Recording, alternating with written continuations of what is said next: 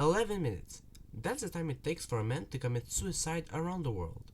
11 minutes. That's the time of a shower. But unfortunately, we almost never hear anything about men's mental health because society expects men to always be strong and always resist the pressure on their shoulders. But the reality is that suicide rates have never been this high. The issue of men's mental health really affects me because suicide really affected my family over the years. In less than 1 year, two of my mom's coworkers killed themselves because nothing made sense in their life anymore. Those two events completely changed my mom and she kept blaming herself for a long time after that. But the reality is that it's not anyone's fault.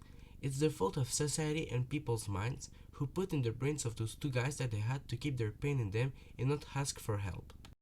November was the month of men's mental health, but almost nobody heard about it. Even at school, not a single soul mentioned it to someone else. People underestimate the benefits it will give to the world to simply take care of men. Asking how they are feeling or even just asking if there's anything that's bugging them. But unfortunately, it would be utopian to expect this. What happened instead is that the numbers of young men who had suicidal thoughts during the pandemic exploded because their close ones expected them to be okay, and that was not the case. I hope that one day, society will realize how fragile men's mental health is and how important it is to take care of it. I also hope that people will one day understand that it's okay for men to be weak, but it's not okay for them to stay weak and don't ask for help. I hope that men who are too afraid of asking for help would overcome their fears and ask for it. And finally, I hope for a world with no more suicides, because that's a very bad way of living this world.